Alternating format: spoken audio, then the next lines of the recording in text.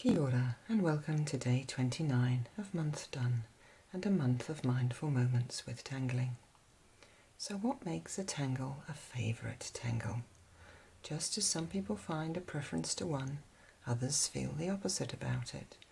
But this tangle is one of my favourites, and I thought it was fun to do because it leads to so many other things. Its basic shape allows for a lot to play with. You already drew it yesterday, because its basic shape, the tangle I'm going to do today, is Bales from zentangle.com. So just take from yesterday the point where your spits just started, and we're going to draw in another X.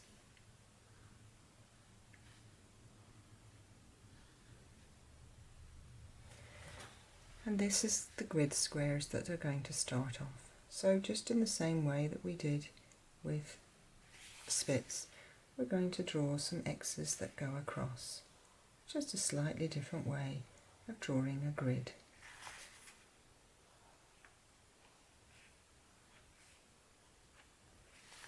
We see these boxes here, so I'm just going to add a box up and above. You might find that you're just drawing a zigzag that just works away alongside our X's. However, if you want to draw it slightly differently, you're most welcome to do so in a more traditional grid drawing pattern.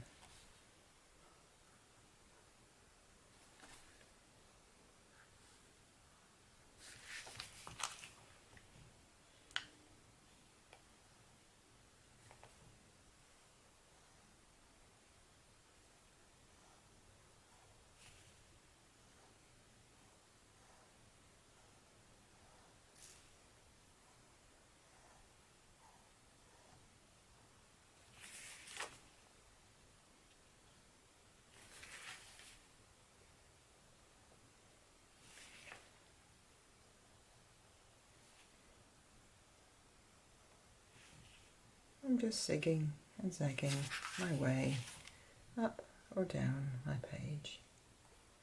You might choose to do it along. Sometimes looking at a stroke in a slightly different way can be a little bit of fun. And then I'm going to start my Bales.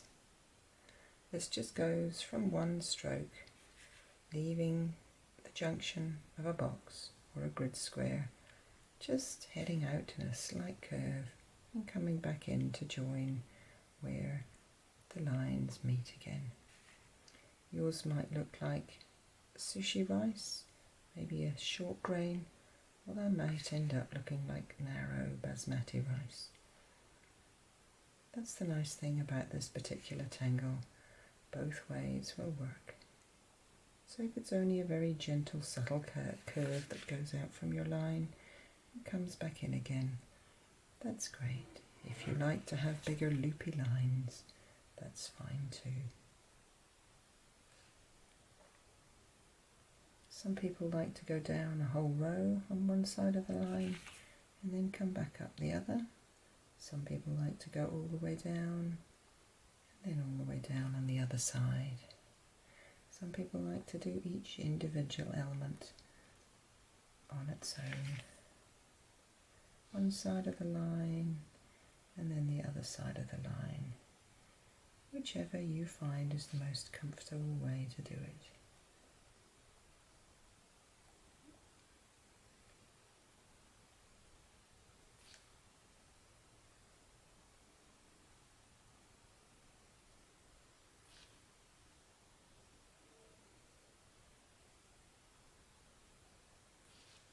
And you'll note I'm doing all of the ones that go in one direction, so I can then rotate my book and do all of the others that rotate in the other direction.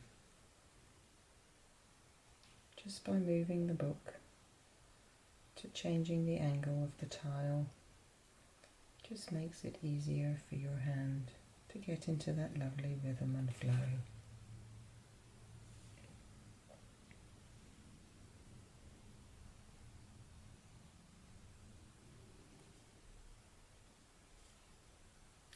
Take your time. If you're not going at the same speed of me, you can always pause the video and catch up, enjoying the moment by yourself.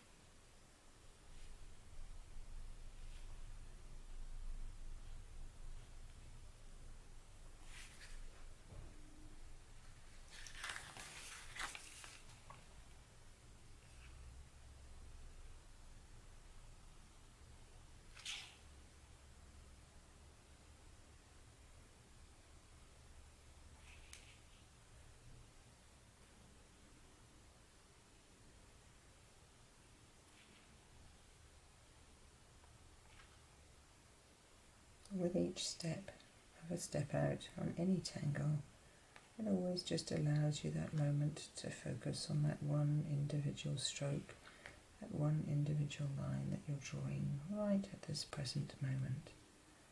Never forget to just take that part into consideration when you're drawing. You don't have to draw like mine. You don't have to draw at the same speed as me. We're all different. Embrace and enjoy that difference as you slowly build up your bales too. So once we have the normal bales, this is where I like to have a bit of fun with this tangle, which is possibly why it always remains one of my strongest and favourites. I like to add tangleations to it. So here I have a sheet that I often use when I'm teaching this tangle, because it's got 25 variations of bales on it. This would be a normal bales. Here I've just added some lines that don't quite meet in the middle. Here I've inserted a little diamond. I've perhaps added another little bales element and some orbs. Here I've got tiny basmati rice within the side. Here I've proceeded to add in some lines, almost like a yin cut. Here I've hatched. Here we've tangoed with jetties. Here we've added some little curved lines.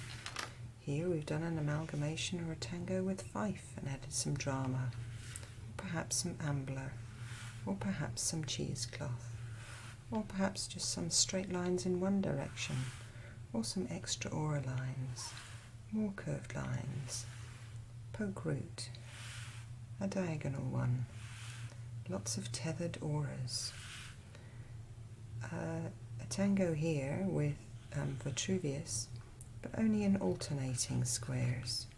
Added some aura but with drama and not drama. Added some straight lines. Added a poke leaf but slightly different. Some fescue. Some aura lines but with dashes and dots. Or some tipple, a tango with tipple. So you see, little bales can have a lot of fun by being lots of things all at once. So what I invite you to do is to have a think about 2 that you'd like to do today.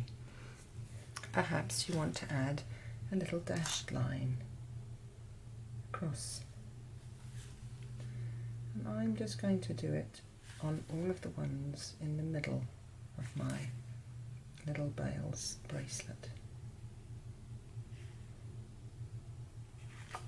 And for the ones that are at the top and the bottom, I'm going to add a different one.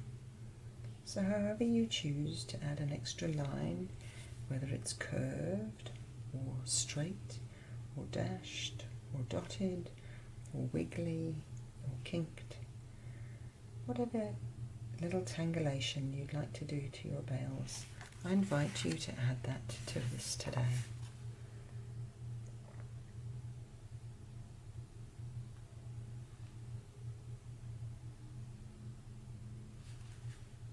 I'm just going to throw into these some little orbs.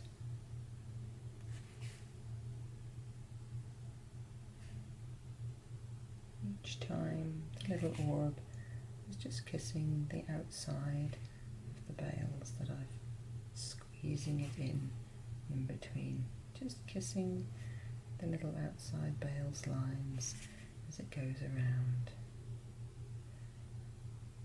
Just slowly concentrate on your pen and where it's heading. Each time you're doing a repetitive stroke, it's very easy to allow a flow as you just concentrate on that one next step.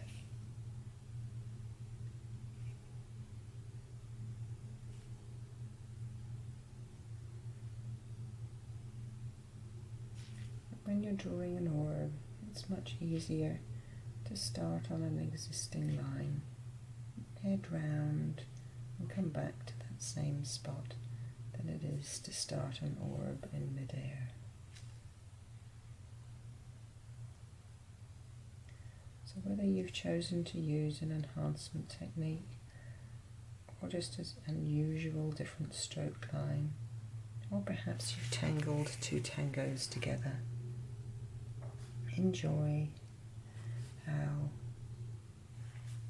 it all fits together. Just using two different tangleations of the tangle bales. If you want to add any extra embellishments in, you're of course most welcome to do so. I'm just going to add a small repetitive orb just at the ends.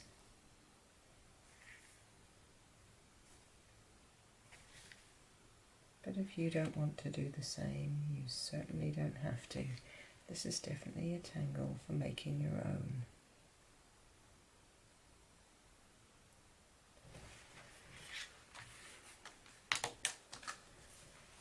And then of course you're welcome to shade how you like. I'm just going to turn my little orbs into little balls, just little pearls, by giving them a smile of graphite. However, if you haven't done orbs in yours, please feel free to shade how you choose, just adding a little bit of shading to a line, a tangle, a section, an element.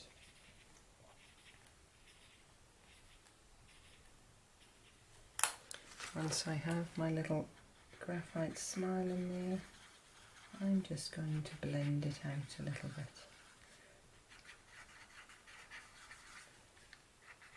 Turning that lovely smile into a darker area in an orb, and then a little bit lighter going round.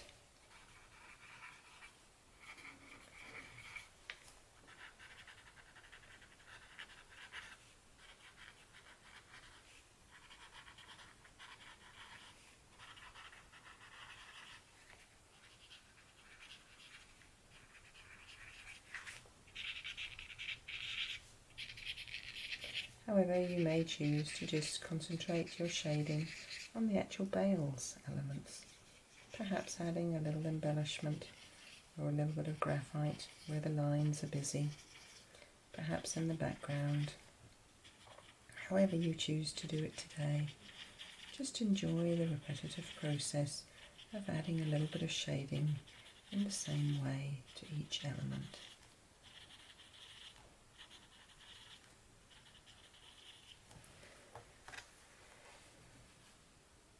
I think these little orbs need a tiny reflection too. As they're only tiny orbs, I'll just pop in a tiny reflection.